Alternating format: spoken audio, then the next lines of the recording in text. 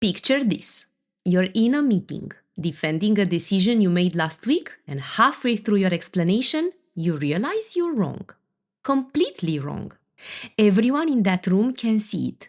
You can feel it. And in that moment, you have a choice.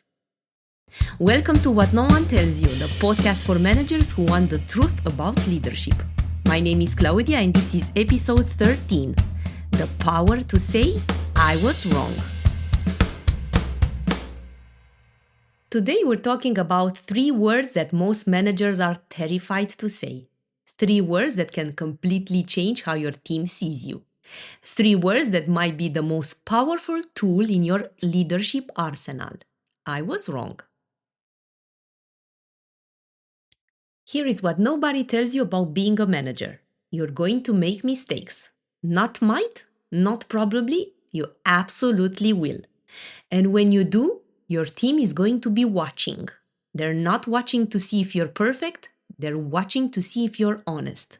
Because here is the reality from my 18 years of leadership roles.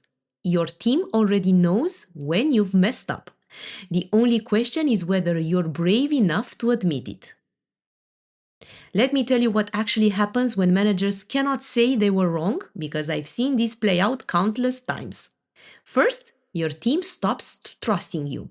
Not all at once, not dramatically, but gradually, conversation by conversation. Every time you deflect or make excuses or pretend something didn't happen, you're teaching them something important. That protecting your ego matters more than getting things right. And once they learn that lesson, they start second-guessing everything. If you won't acknowledge the obvious mistakes, how can they trust your judgment on the complex decisions? They cannot. Second, you create a culture where mistakes get hidden. Think about it. If the boss cannot admit when they're wrong, why would anyone else? So errors get buried, problems get pushed down, and by the time they finally surface, because they have to, they're not small issues anymore. They're catastrophes. They're expensive. They're the kind of thing that could have been fixed in an afternoon if someone had just said something 3 months ago. Third, and this is the part that should bother you the most, you stop learning. When you can't admit you're wrong, you can't actually examine why you were wrong. You cannot figure out what you missed, what you misunderstood, what assumption you made that turned out to be incorrect. So you just keep making the same mistake over and over, dressed up in slightly different circumstances each time. Now, not every mistake needs a public confession. If you scheduled a meeting for the wrong time and caught it quickly, you don't need to gather everyone for a formal apology. Use your judgment. But there are situations where you absolutely must say it, and here they are. When your decision directly affected your team's work, if you send them in the wrong direction, if you change priorities at the last minute, if you made a call that created extra work or wasted their time, they need to hear you acknowledge it. They did the work. You owe them the honesty. When you were wrong in a way everyone could see, if the whole team watched you make the decision and watch it fail, pretending nothing happened just makes everything awkward. They know. You know they know. Just say it. When someone else might get blamed for your mistake, this one is absolutely critical. If there's any chance that your error could reflect poorly on someone else, if someone else might take the fall for your decision, you need to step up immediately. This isn't optional. When it's a pattern you need to break. Sometimes admitting one specific mistake is actually about acknowledging a bigger issue with how you've been approaching things. That's when saying, I was wrong, becomes the first step toward actually changing how you lead. Here is the framework that works. It's simple, but I'm not going to lie to you. It's not easy. First, state that you got wrong clearly and specifically. Not mistakes were made or things didn't go as planned. or any of that vague corporate language. Say exactly what you did and why it was wrong. I told you to prioritize the vendor analysis, but I was wrong. The client presentation needed to come first. Clear, specific, no room for a misunderstanding. Second, explain briefly why you made that call. Not to excuse it, just to show you were actually thinking, even if you were thinking incorrectly. I thought we had the time before the client meeting, but I misread the timeline. This isn't about making yourself feel better. It's about showing your decision making process so people understand where it broke down. Third, acknowledge the impact on them. I know this meant you rushed the presentation and had to work late to finish both. Don't minimize it. Don't try to make it smaller than it was. If it created real problems, say so. Fourth, say what you're doing differently. Going forward, I'm confirming all deadlines directly with clients before setting internal priorities. This shows it's not just empty words. You're actually learning from this. You're changing something. Then move forward.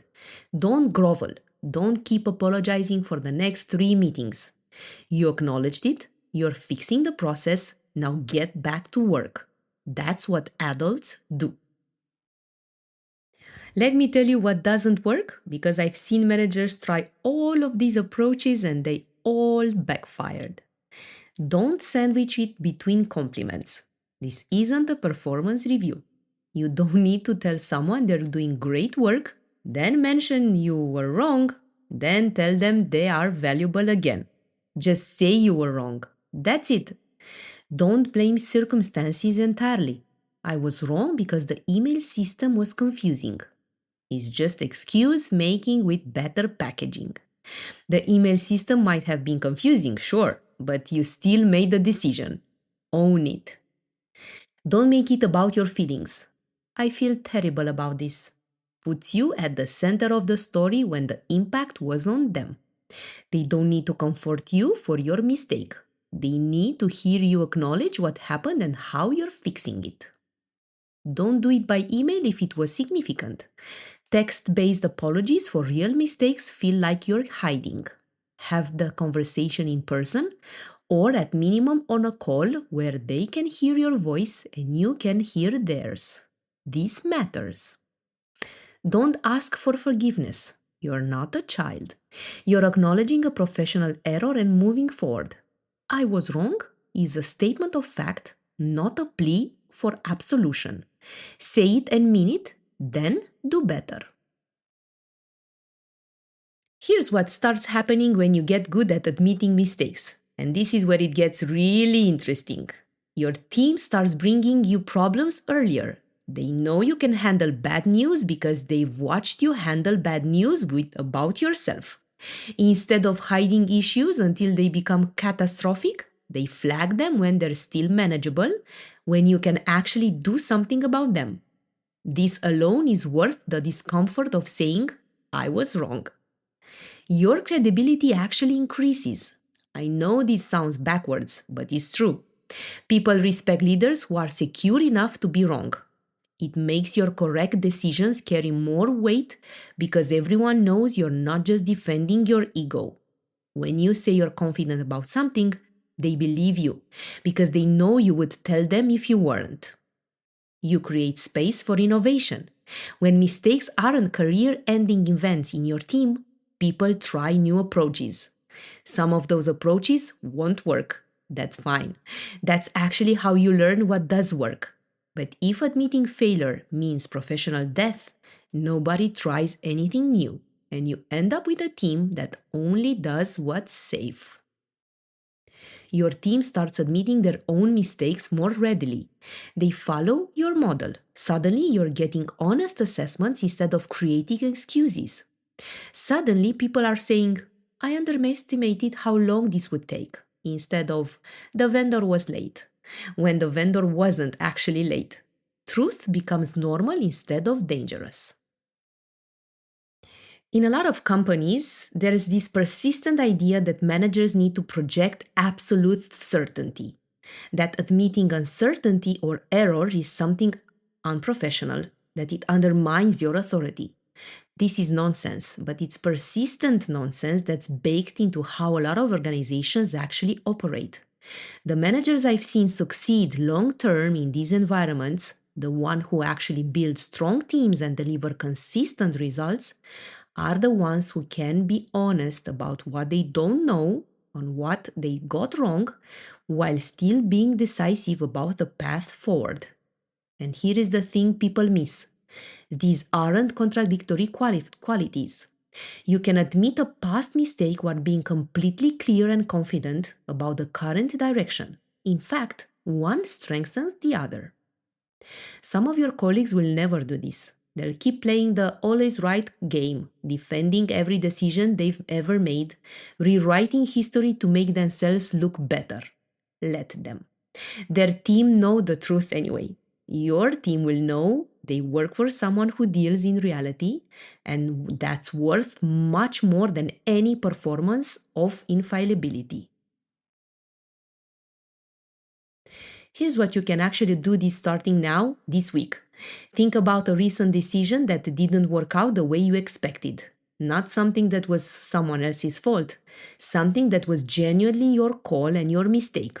Go to the person or people it affected and say clearly what you got wrong and what you're doing differently. Don't wait for the perfect moment. Just do it. The next time you're in a meeting and you realize you're defending a decision that you're no longer sure about, stop mid-sentence. Just stop and say, actually, I'm not sure I'm right about this. Let me think about it differently. Watch what happens in the energy in the room when you do that. Watch how the conversation shifts. When someone on your team admits a mistake to you, pay attention to how you respond. Are you making it safe for them? Are you asking good questions about what happened? Or are you accidentally punishing honesty by getting frustrated or disappointed? Because if you're punishing honesty, you're training them to hide things from you, and that's the last thing you want. Look, here is the bottom line. You're going to be wrong sometimes about timelines, about priorities, about people, about approaches, about strategies. The question was never whether you'll make mistakes. You will. The only question that matters is whether you'll be honest about them when you do. Being willing to say I was wrong doesn't make you a weak manager. It makes you a real one.